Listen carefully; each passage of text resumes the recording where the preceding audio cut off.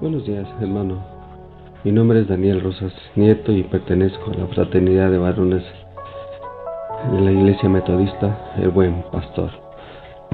Gracias a Dios por permitirme tener la reflexión de este día y yo la titulo Tengo paz. Hermanos, y oremos, hermanos, pidiéndole al Señor la dirección para esta reflexión.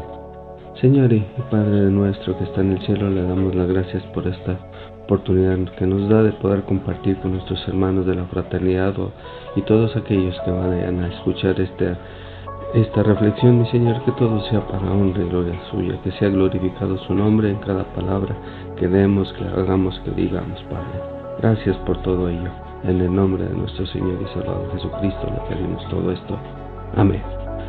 Hermanos, quiero compartir este tema que se dice Tengo paz porque reconozco que en el transcurso de nuestra vida nosotros siempre anhelamos la paz en nuestra vida, desde que éramos niños hasta la adultez, podríamos decir, porque eso ocasiona en nuestra vida tranquilidad, confianza, esperanza, ocasiona todo esto que nos tranquiliza en nuestra vida, porque el día que no haya paz, que haya guerra, entonces significa que hay intranquilidad, hay tristeza, hay agobio, hay ansiedad en nuestra vida, y creo que ninguno de nosotros está dispuesto a vivir de esa forma cada día de nuestra vida.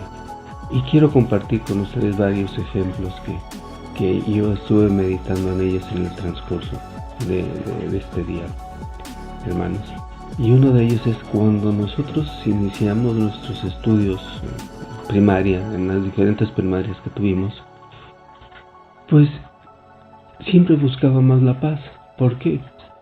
Porque al inicio de nuestros estudios, cuando éramos niños, recuerdo yo que siempre había personas o compañeros de estudios mayores que yo, que iban en otros niveles superiores y que siempre nos hacían la vida imposible en nuestros estudios, ya sea abusando de nosotros, quitándonos cosas, pegándonos, humillándonos, ¿sí?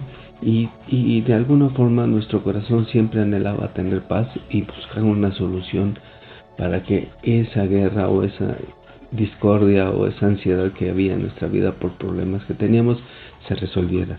Y una de esas situaciones o una de esas formas que nosotros buscábamos era contarle muchas veces a nuestros hermanos mayores el problema que nos encontrábamos y que había personas, había compañeros de estudio, niños mayores que nosotros que nos ofendían.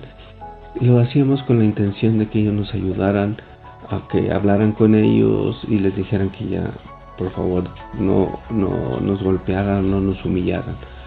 A veces resultaba, o a veces no resultaba, o si no resultaba con nuestros hermanos, íbamos con nuestros tíos o con nuestros primos, y en último de los casos a lo mejor íbamos con nuestros padres para solucionar el problema. A veces se solucionaba, a veces no. También otro de los problemas que nos enfrentamos, o que yo me enfrenté y que tenía que resolver, era cuando nuestros hermanos, ¿no? Para que existiera paz entre nuestros hermanos había reglas, y para poder tener paz teníamos que respetar esas reglas. Y una de las reglas que nosotros teníamos era que no podíamos tomar las cosas de nuestros hermanos sin antes avisarlos. El día que tomábamos las cosas de nuestros hermanos sin avisarlos, pues ese día había problemas, se terminaba la paz entre comillas, ¿no? Y entonces siempre nosotros buscamos la paz en nuestra vida para que exista tranquilidad y seguridad en nuestra vida. O cuando nuestros padres también, queremos que siempre con nuestros padres exista una paz y tranquilidad, seguridad. Pero muchas veces no existe porque a lo mejor nosotros somos rebeldes y no queremos obedecer las reglas que ponen nuestros padres, o a lo mejor nuestros padres son tan exigentes y tan exagerados que a veces ponen demasiadas reglas y eso ocasiona que no exista paz en la relación padres e hijos. O también con nuestra esposa, también lo que anhelamos es que siempre estemos de acuerdo, que siempre exista una paz, una tranquilidad en nuestra vida. Pero para eso existen reglas también. Y el día o el momento que nosotros pasamos esas reglas o pasamos la línea de esas reglas, entonces la paz entre la pareja termina. Y entonces vienen problemas, dificultades, podríamos decir que viene guerra. La guerra significa que no hay orden, que no hay convivencia adecuada, etcétera. O con nuestros hijos, o con nuestros vecinos, o con nuestros compañeros de trabajo también. Lo que tratamos es que exista paz. Pero en el momento en que algunos de los dos bandos rompen la regla, entonces en ese momento se rompe la paz. Esa es la paz que buscamos como seres humanos en nuestras vidas. Pero hay otra paz que yo quisiera hablar con ustedes. Esa paz que nos da la paz con Dios. Y esa la podemos encontrar, hermanos. Quiero compartir con ustedes unos versículos, iniciando con el versículo que encontramos en Romanos 5:1. Y dice así: justificados pues por la fe tenemos paz para con Dios por medio de nuestro Señor Jesucristo. Ah, qué tremenda y qué gloriosa promesa del Señor, que tenemos paz para con Dios por medio de nuestro Señor Jesucristo, teniendo fe en que Él vino al mundo y perdonó a través de su sacrificio en la cruz nuestros pecados, y solamente así podemos tener paz con Dios a través de nuestro Señor Jesucristo. Él vino y ya pagó por nuestras culpas, y Él, a pagar por nuestras culpas, significa que Él vino. ¿Y qué significa pagar las culpas? Él vino y se sacrificó, y que todas las ofensas que nosotros debimos haber recibido, las recibió Él. ¿Qué significa? Recibió humillación, recibió golpes, recibió, podríamos decir, la separación de nuestro Dios. Todo eso que nosotros debimos haber pagado, Él lo pagó. Y dijo, ¿sabes qué? Daniel, ¿sabes qué? Hermano, cualquier que sea, tus pecados son perdonados, y con esto automáticamente tenemos paz para con nuestro Señor Jesús, con nuestro Padre Celestial, con nuestro Dios, porque Jesucristo ya pagó nuestros pecados, ya pagó nuestras culpas, ya pagó todo lo que nosotros debíamos haber pagado. Él tomó la ansiedad, tomó las tristezas, pagó todo lo que nosotros debimos haber recibido, y dijo, pagado es. Ya nosotros no tenemos que pagar nada, sino solamente es porque creemos en Él. Entonces es una paz celestial, una paz que viene de Dios, una paz que el mundo no la puede dar. Y eso lo podemos encontrar en Juan 14:27, hermanos. Vamos a leer Juan 14:27. Juan 14:27. Y dice así la palabra del Señor: la paz os dejo, mi paz os doy. Yo no os la doy como el mundo la da. No se turbe vuestro corazón, ni tenga miedo. Esa paz que el Señor nos está ofreciendo a través de nuestro Señor Jesucristo no es la paz que nosotros alcanzamos en el mundo, sino es una paz que viene de Él, una paz celestial, una paz de Dios en nuestra vida. Así es, hermanos, y entonces eso proviene de Dios. Así es, hermanos. ¿Y por qué les quiero, o por qué les comento que viene de Dios? Porque no proviene del mundo. No hay nada que el hombre pueda hacer que pueda afectar la paz que nos da Dios.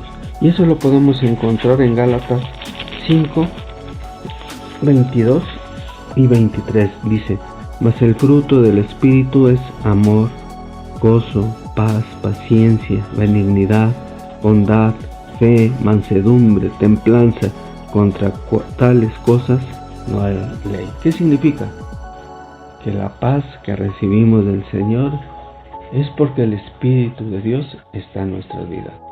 Para que esa paz que el Señor nos da aflore, esté en nuestra vida y la podamos reflejar al mundo, debemos de estar llenos del Espíritu Santo. ¿Y qué significa ser llenos del Espíritu Santo? Pues significa que debe de abundar en nuestra vida y sobreabundar el amor, sobreabundar el gozo, sobreabundar la paz, sobreabundar la paciencia, etcétera, etcétera, etcétera. ¿Qué significa? Que este fruto del Espíritu Santo lo podemos reflejar hacia los demás.